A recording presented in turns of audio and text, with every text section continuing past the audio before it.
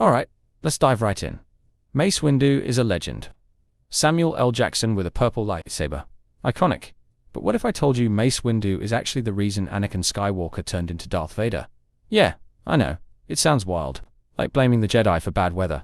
But hear me out. This isn't just some random theory I cooked up after binge-watching the Clone Wars. There's actual evidence in the movies and expanded lore that shows how Mace, with all his swagger and strict Jedi code, may have been the one who nudged Anakin over to the dark side. Well, okay, maybe nudged is an understatement. It's more like Mace pushed him off a moral cliff while yelling, "It's for your own good."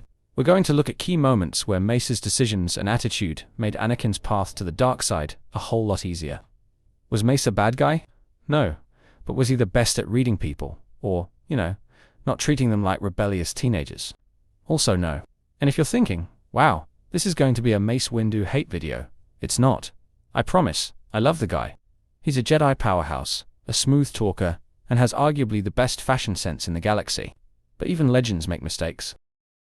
Let's start with the environment Anakin grew up in, because it really set the stage for everything that followed. From the moment he was brought into the Jedi Order, he wasn't treated like one of their own. He was an outsider, constantly reminded that he was different. They questioned his age, his background, and even his potential. Despite the prophecy that claimed he was the chosen one, imagine being a kid with extraordinary abilities and constantly feeling like you had to prove yourself, not just once, but every single day. The Jedi Order wasn't exactly known for being emotionally warm, but their treatment of Anakin was cold, even by their standards. He was put through the ringer, and instead of being guided or supported, he was scrutinized. The Council's skepticism surrounded him like a storm cloud, and that kind of negativity is bound to weigh on anyone, especially a young boy who just left his mother behind. It's no wonder he started to doubt whether he even belonged there in the first place. Even as he grew older, things didn't get much better. The trust issues remained, and the Council kept him at arm's length. There was this constant feeling that no matter how hard he worked or how much he accomplished, it was never enough. That kind of rejection eats away at a person, and for Anakin, it left him searching for approval and acceptance. He wanted to be part of something bigger, but the walls the Jedi built around themselves kept him out. To make matters worse, the Jedi were all about suppressing emotions, which directly clashed with Anakin's personality. He wasn't just a thinker, he was a feeler. He cared deeply, whether it was about his loved ones or the galaxy as a whole. But instead of nurturing that passion, they labeled it as dangerous. By shutting him down emotionally, they forced him to bottle up everything inside, and we all know how well that turned out. It's not hard to see how this atmosphere pushed Anakin toward darker influences. He wasn't inherently evil. He was a product of the environment he was raised in. The Jedi weren't trying to make him fail, but their rigid structure and lack of understanding made failure almost inevitable. If someone had stepped up to truly mentor him, things might have turned out differently. There were several key moments where Anakin's relationship with Mace Windu took a turn for the worse. These weren't just misunderstandings or isolated incidents. They were pivotal points that pushed him closer and closer to the dark side. Let's break down 5 of the most significant ones. First, there was the initial rejection.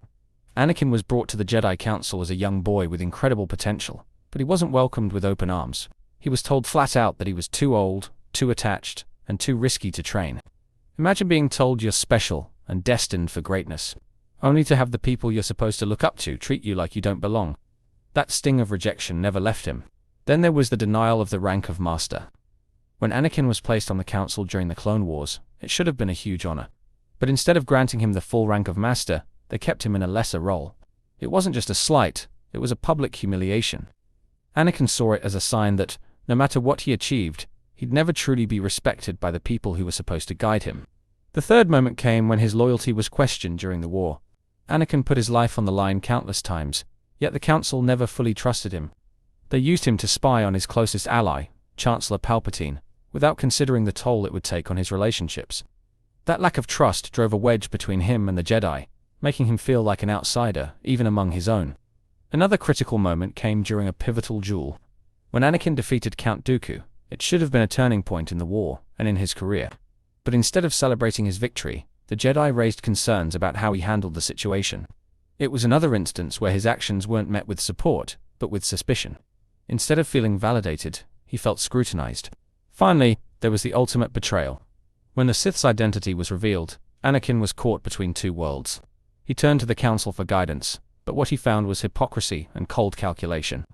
The one time he needed understanding more than anything, he was met with dismissal and mistrust.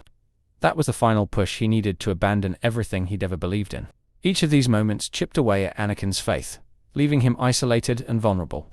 They weren't just mistakes, they were turning points in a tragedy that could have been avoided. And in the end, they led him straight to the dark side. Anakin's struggle with the Jedi wasn't just about the group as a whole, it was also deeply personal. He didn't feel like he had allies among the people who were supposed to be his mentors, and when he reached out looking for guidance or validation, he was often met with dismissal. This created a toxic cycle, where he became increasingly isolated. Even while surrounded by people who claimed to believe in unity and trust, there were critical moments where he stepped forward, ready to do the right thing, only to be told he wasn't good enough. When he shared vital information about the Sith, his concerns weren't treated with the urgency they deserved. Instead of being welcomed as a crucial team player, he was sidelined. Moments like these drove a wedge between him and the Jedi, making it harder for him to trust them, or feel trusted in return. This constant dismissal didn't just hurt Anakin's ego, it hurt his faith in the Jedi as a whole. They preached about being selfless and open-minded, but their actions didn't match their words. He saw firsthand the hypocrisy of their teachings, and it made him question everything he had been taught. It's one thing to follow a leader you disagree with. It's another thing entirely to follow a leader you no longer respect. These experiences left Anakin feeling adrift, and he started seeking validation elsewhere.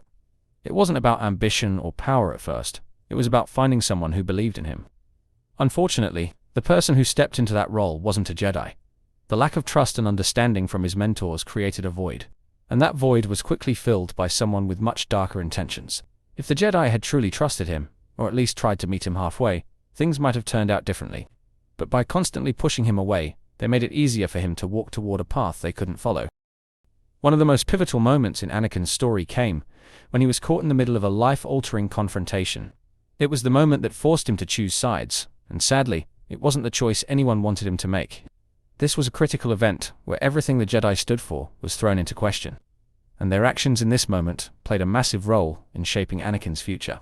In that defining moment, Anakin didn't see the calm, rational protectors of peace he had once believed in. Instead, he saw anger and desperation traits the Jedi had warned him against his entire life. The contradiction was jarring, and it made him question whether the Jedi were truly as noble as they claimed to be. If they could abandon their code when it suited them, then what made them any better than their enemies? From Anakin's perspective, the entire situation felt like betrayal. He had spent years trying to prove himself to people who never fully accepted him, and now he was watching them break their own rules in the name of justice. It didn't matter whether their intentions were good. The hypocrisy was too much for him to ignore. He couldn't reconcile the ideals he had been taught with the actions he was witnessing. This moment also highlighted how little the Jedi understood Anakin's emotional struggles. They saw his doubts and fears as weaknesses, but they failed to see how their own actions fed into those feelings. Instead of offering him clarity or reassurance, they gave him confusion and turmoil. It was the perfect storm of mistrust, doubt, and emotional vulnerability. In the end, this was the moment where Anakin's fate was sealed. It wasn't just a question of loyalty anymore, it was a question of survival. He chose the path that offered him a sense of control, even if it meant losing himself in the process. And the tragedy of it all is that it didn't have to happen this way. Anakin's entire journey is shaped by his desire for control. It's easy to see why his life was defined by chaos from the very beginning. He was a slave, separated from his mother, and thrust into a galaxy-wide conflict where the stakes were unimaginably high. At every turn, life seemed to remind him that he wasn't in charge, and that feeling of helplessness ate away at him. As he rose through the ranks of the Jedi, you'd think he'd find some stability. But instead, he was constantly being told to let go of attachments, to trust in the Force, and to suppress his emotions.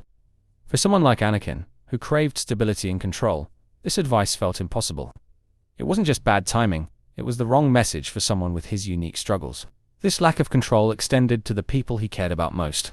He had visions of his mother suffering and dying, and when those visions came true, it broke him. Later, he had similar nightmares about Anne. The fear of losing her drove him to desperation. Instead of support, he was told to simply accept loss as a part of life. But for Anakin, accepting loss felt like giving up, and he wasn't about to do that. His quest for control wasn't about selfishness. It was about protecting the people he loved. He wanted to be strong enough to prevent tragedy, but every step he took seemed to push him further from that goal. Instead of finding guidance, he was met with rules, lectures, and constant reminders of his failures.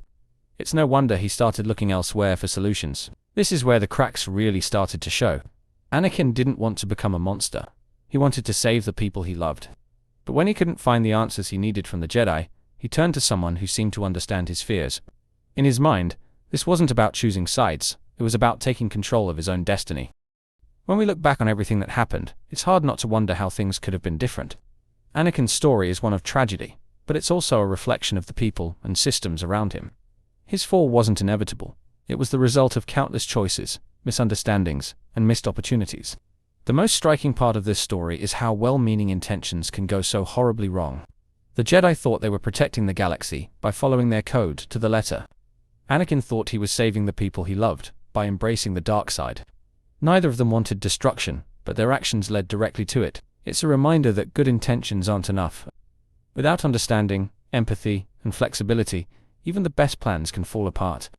The Jedi believed they were doing the right thing, but their inability to see the bigger picture cost them everything.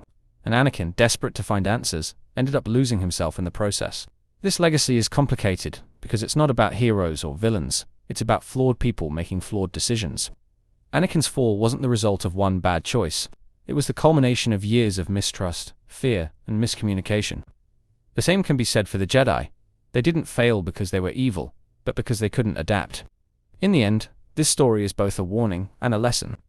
It shows us the dangers of rigidity, the importance of understanding, and the consequences of ignoring the humanity in others. And maybe, just maybe, it's a reminder that even in a galaxy far, far away, people are still people. Flawed, messy, and oh so complicated. So, what do you think? Did Mace Windu really create Darth Vader? Or is this just another reason to keep the blame everything on the Jedi trend going? Honestly, it's a little bit of both. The guy wasn't out there saying, let's make a Sith Lord today. But his choices, they didn't help. Mace's distrust of Anakin was like putting a big neon sign over the kid's head that said, hey Palpatine, come get him.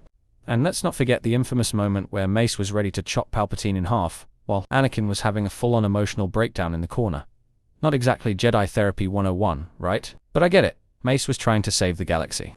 He had bigger fish to fry than dealing with Anakin's insecurities. Still, it's kind of ironic, isn't it? The Jedi were all about keeping balance in the Force, yet they pushed the Chosen One so hard that he ended up balancing it in the worst way possible. At the end of the day, Mace Windu was a hero with flaws just like the rest of the Jedi. He wasn't the sole reason for Anakin's fall, but his actions were like the final straw in a galaxy full of bad decisions. And hey, if nothing else, it's proof that even the most powerful Jedi can have an oops moment that changes history. So, let me know your thoughts. Was Mace to blame, or was Anakin doomed from the start? And more importantly, can we all agree that the real villain of Star Wars is whoever thought Jar Jar Binks was a good idea?